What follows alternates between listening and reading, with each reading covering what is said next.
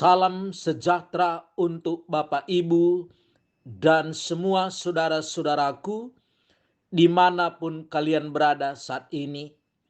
Berjumpa kembali dengan saya, Pendeta Antoni Tarigan. Saya berharap dari tempat ini, Ibu Bapak dan saudara-saudaraku dalam keadaan baik, dalam keadaan sukacita, dalam keadaan sehat, dan tidak kekurangan suatu apapun. Firman Tuhan yang kita renungkan hari ini, saya ambil dari kitab Kolose, pasal yang pertama, ayat 13 dan ayat ke-14. Demikianlah firman Tuhan. Ia telah melepaskan kita dari kuasa kegelapan dan memindahkan kita ke dalam kerajaan anaknya yang kekasih. Di dalam Dia kita memiliki penebusan kita, yaitu pengampunan dosa. Sejauh inilah pembacaan firman Tuhan. Di dalam kedua ayat yang telah kita baca ini, Paulus mendefinisikan bagaimana status orang percaya itu. Bagaimanakah yang dimaksud atau definisi sebagai orang percaya versi kitab Kolose ini? Dia mengingatkan bagaimana gereja Kolose ini dahulu dan bagaimana perbuatan Allah yang besar dan bagaimana keadaannya sekarang.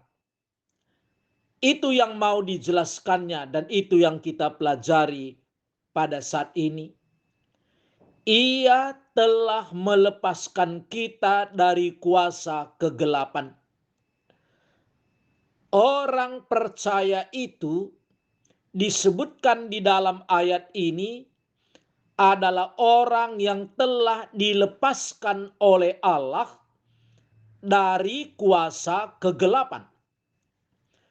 Berarti keadaan jemaat Kolose ini dulu, sebelum dia bertemu dengan Yesus, dia berada di dalam kuasa kegelapan.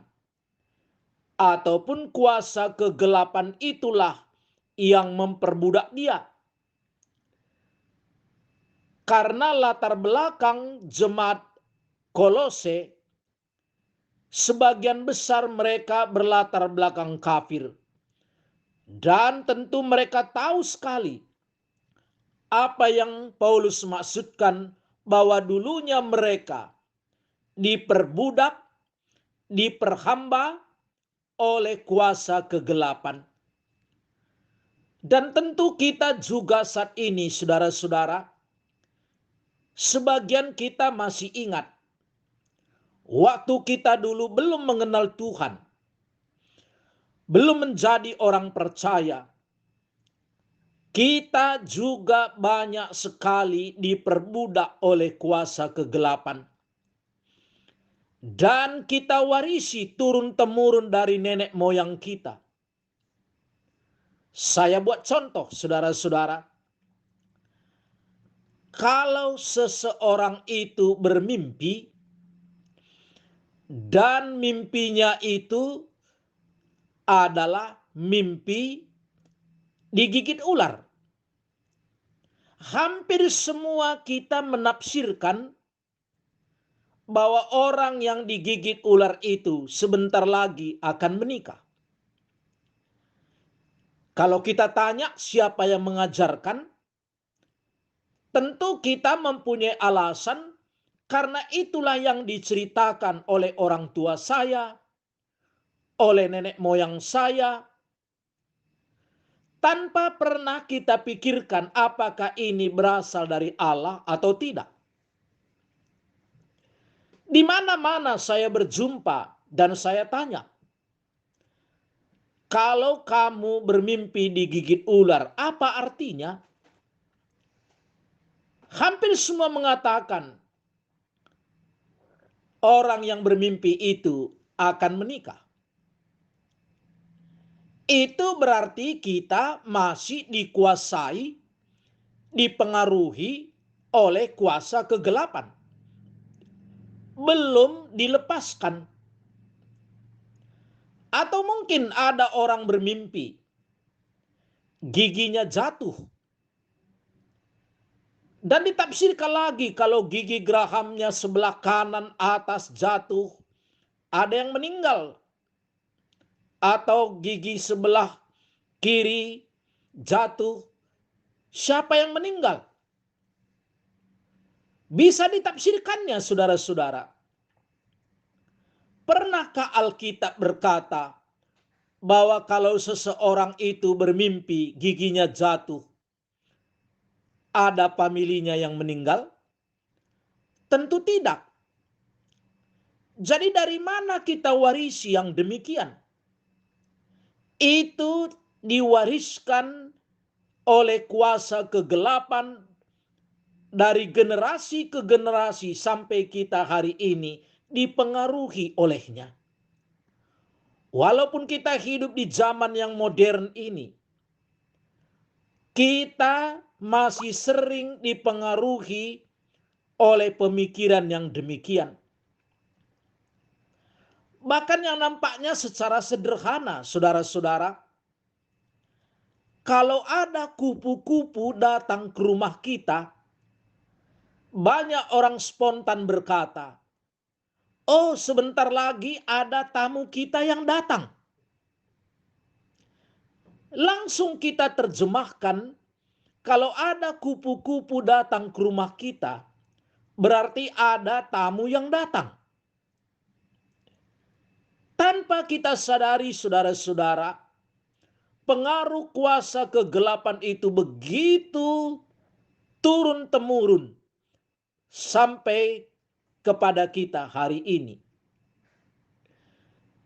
Itu namanya kuasa kegelapan itu masih mempengaruhi kita. Orang percaya itu artinya adalah orang yang sudah dilepaskan dari kuasa kegelapan. Siapa yang bisa melepaskannya? Allah sendiri di dalam Yesus Kristus. Dia datang ke dunia ini, mati di kayu salib, untuk melepaskan kita dari kuasa kegelapan. Karena tidak ada seorang pun yang dapat melepaskan kita dari ikatan, dari perbudakan, dari perhambaan kuasa kegelapan itu. Saya buat contoh yang lain saudara-saudara. Seandainya kita tidur pada malam hari dan kita dengar suara anjing melonglong, apa yang Anda pikirkan? Jangan-jangan yang kita pikirkan ada setan yang datang. Kok langsung pemikiran kita ada setan yang datang. Tapi kalau anjing menggonggong dalam arti yang biasa, kita nggak pernah pikirkan yang demikian. Ini kuasa kegelapan mempengaruhi kita. Dari mana kita tahu? Jawabannya sama. Diturunkan dari nenek moyang kami, dari orang tua kami, dan sampai kepada kami hari ini. Kalau kami dengarkan anjing melonglong, itu tandanya setan sedang lewat atau setan sedang datang. Bisa kita bayangkan kalau dia tidur dua orang, dua-dua penakut, mau cari di tengah, tidak bisa. Itu terjadi karena dia belum dilepaskan. Salah seorang pendeta berkata kepada saya beberapa puluh tahun yang lalu. Dia berkata, "Kaji Tuhan." Tidak pernah. Kadang-kadang dia menggonggong, kadang-kadang dia melolong dengan panjang sekali suaranya. Bukan karena setan yang datang, Tetapi begitulah dia memuji penciptanya. Atau kalau kita dengarkan suara burung hantu pada malam hari, bukan karena setan yang datang, tapi begitulah dia memuji penciptanya. Kalau kita memuji Tuhan kan bukan seperti suara anjing. Tentu kita memuji Tuhan dengan cara seperti kita memuji biasanya. Begitulah diciptakan Tuhan, semua makhluk ini memujinya beragam. Tidak sama satu dengan yang lain. Kalau kita dengarkan paduan suara saja, ada suara 1, 2, 3, 4. Membuat paduan suara itu begitu indah didengarkan. Tetapi kalau orang belum dilepaskan dari kuasa kegelapan, dia pergi malam hari, pikirannya hantu akan datang. Dan yang paling parah, saudara-saudara, saya ingat waktu dulu belum percaya. Kalau pergi dari satu tempat atau dari rumah kami ke tempat yang lain pada malam hari, orang tua berkata kepada kami, ini bawa bawang putih yang tunggal ini. Saya tanya, untuk apa? Supaya setan takluk atau tidak berani mendekat kepada kamu. Dan pada waktu itu karena masih berada di bawah pengaruh kuasa kegelapan, diambillah bawang putih yang tunggal itu, dikantongi. Dan dengan pedenya percaya diri, pergi ke tempat yang lain di malam hari. Dengan bangga berkata, setan takut kepada bawang putih yang tunggal ini. Akhirnya saya tahu setelah orang percaya, betapa bodohnya lah pemikiran seperti itu. Kalau setan takluk kepada bawang putih yang tunggal, betapa rendahnya kuasanya. Kita pun tidak takut. Tetapi karena kita masih dipengaruhi, masih diperbudak oleh kuasa kegelapan itu, kita berpikir seolah-olah setan itu takluk kepada kita karena membawa bawang putih tunggal atau jimat-jimat yang lain.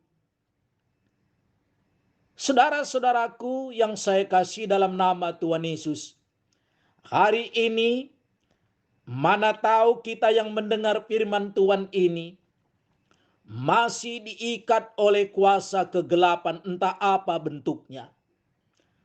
Masih diperbudak oleh kuasa kegelapan, entah apapun jenisnya.